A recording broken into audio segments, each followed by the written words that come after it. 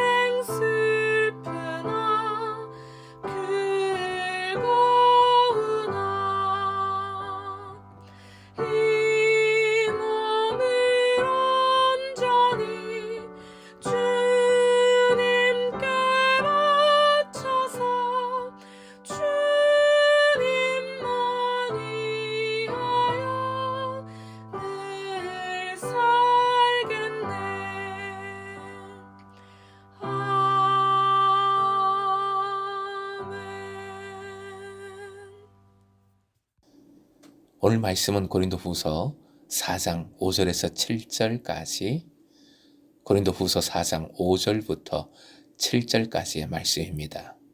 오늘 저녁 8시 반에 올해 첫 번째 소그룹 모임을 위한 리더단 준비 모임이 있는 것 기억해 주시고 리더들은 꼭 함께 참여해 주시기 바랍니다. 허락하신 하나님 말씀 함께 읽겠습니다. 우리는 우리를 전파하는 것이 아니라 오직 그리스도 예수의 주 되신 것과 또 예수를 위하여 우리가 너희의 종된 것을 전파함이라.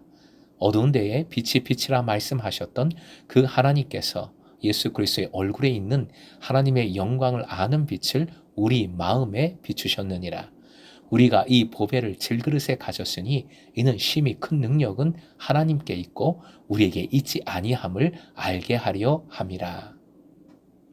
오늘의 기도 제목, 복음의 큰 능력을 담아내는 질그릇이게 하소서. 복음의 큰 능력을 담아내는 질그릇이게 하소서. 하나님의 형상이신 그리스도를 통하여 복음의 빛이 발하여졌습니다. 그러기에 복음의 핵심은 예수 그리스도이십니다. 다시 바울의 대적자들은 스스로 사도라고 칭하면서 추천서로 외적 조건을 자랑했고 또 각종 신비와 기적을 행하면서 자신의 영적 능력을 과시하고 있는 현실을 오늘 말씀은 바라보게 합니다. 결국 그들은 예수 그리스도의 영광을 나타내기보다는 자신의 영광을 드러내었습니다. 바울 사도는 이에 대해 참된 사도를 그의 역할로서 구분하고 있습니다. 바울 사도에 의하면 참된 사도는 다음과 같은 두 가지를 전하는 사람입니다. 첫째, 자신의 능력을 드러내는 자가 아니라 하나님의 형상이고 믿는 자들의 주이신 예수 그리스도를 전하는 일꾼이라는 것입니다. 둘째, 사도들은 오직 예수 그리스도를 위하여 사람들의 종이 되었다는 것이지요.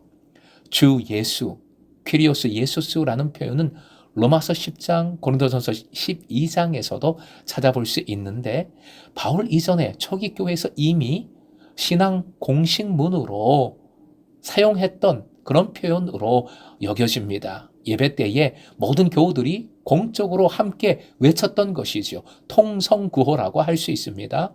본문에서 그리스도 예수의 주되심이란 표현은 바로 이 구호문의 변형이라 할 수 있겠습니다.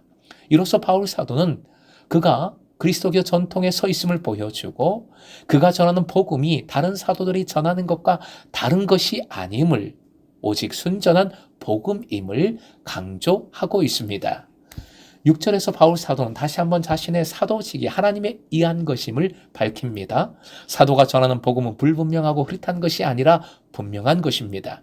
그리고 그 복음을 전하는 사도는 복음을 분명히 알고 있습니다.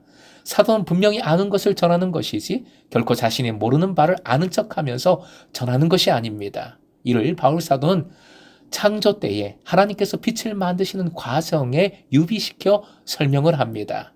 즉 어둠과 혼돈의 세계로부터 빛을 창조하시되 말씀 하나로 이루신 하나님께서 사도의 마음을 밝혀서 복음을 알 수 있도록 하십니다. 바울 사도는 여기서 우리의 마음이라고 복수형을 사용하고 있지만 사실 다메섹 도상에서 이방인의 사도로 소명받은 부르심받은 사건을 의미합니다. 다메섹 도상에서 그는 큰 빛을 보았고 이 사건은 그로 하여금 예수 그리스도의 복음을 전하는 사도가 되게 했습니다. 빛을 창조하신 하나님께서 바울의 마음에 복음의 인식을 위한 빛을 비추신 것이지요. 또한 이것은 그 이후의 모든 그리스도인들에게 해당하는 하나님의 구원의 원리, 창조의 원리라고 할 수 있겠습니다. 7절의 말씀에는 고린도의 밀려와 이적과 기사를 행하며 바울의 영적 능력이 부족하다고 비난하는 그의 적대자들, 추천서도 없다며 사도직을 의심하는 적대자들, 그들이 이 배후에 있음을 짐작할 수 있습니다.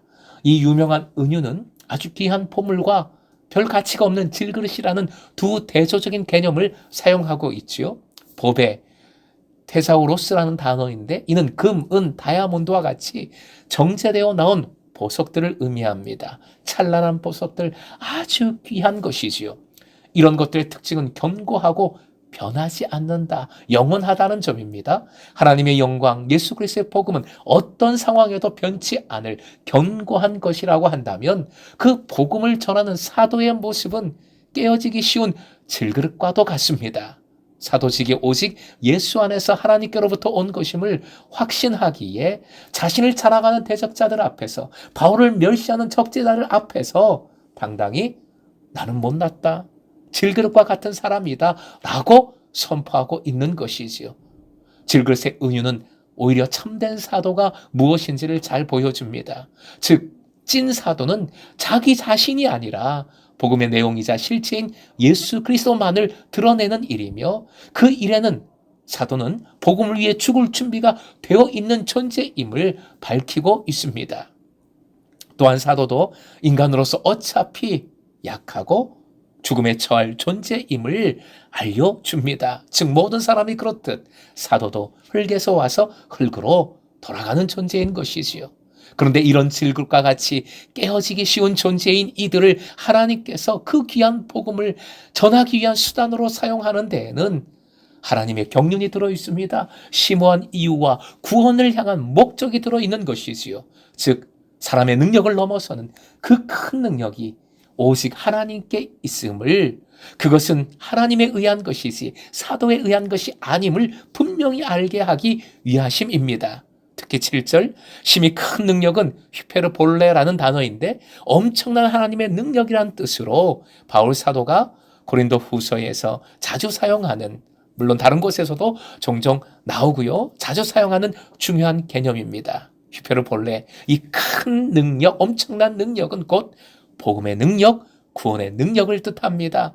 인간이 아무리 강하고 뛰어나고 놀라운 능력을 행한다 할지라도 이 휘페르볼레, 이 엄청난 능력은 구원의 능력으로서 오직 하나님께로부터 오는 능력인 것입니다. 사랑하는 금성의 제자 여러분, 본문은 그리스도인들의 삶의 태도이기도 한 중요한 말씀이지요. 우리도 연약하고 볼품없는 질그릇과 같습니다. 하지만 그냥 질그릇이 아니라 엄청난 보물을 담고 있는 질그릇인 줄 믿습니다. 그러기에 양가적인 삶의 태도를 가져야 합니다. 첫째, 질그릇으로 겸손하고 항상 주님만 의지해야 합니다. 주님의 종으로 살아야 합니다. 또한 둘째, 그냥 질그릇이 아니라 복음을 담고 있는 예수 그리스도와 함께하는 질그릇으로 당당하고 담대하고 주신 보물을 온전히 드러내고 나누는 증거자의 삶, 오이코노스, 디아코노스죠. 그 삶을 살아야 하는 것이지요. 금성의 제자들이 겸손과 또 담대함으로 온전히 하늘의 보아이신 예수 그리스도만을 닮아가고 예수 그리스도만을 나누고 증거하여 그리스도의 형상으로 성숙해질 수 있기를, 하늘의 행복을 그래서 풍성히 누릴 수 있기를 주님의 이름으로 축원드립니다. 사순절 26번째 날의 결단 화양 보시고 함께 선포하겠습니다. 보화를 담은 질그릇으로서 예수님만 나누고 드러내자. 나에게는 겸손하고 복음에는 담대하자. 아멘.